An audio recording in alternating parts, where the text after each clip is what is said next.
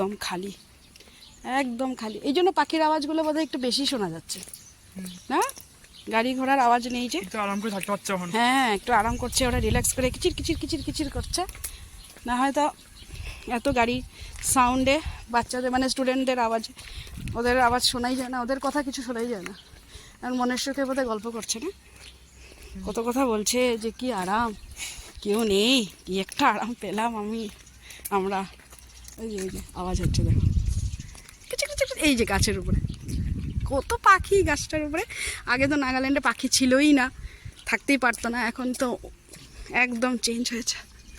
এই যে এই উঁচু উঁচু এই গাছগুলোর উপরে পাখিগুলো বসে বসে আলাপ করছে এখন। তো আমাদের তো একটা অটোও দেখছি না রে, তো গরম। দেখি সামনে যে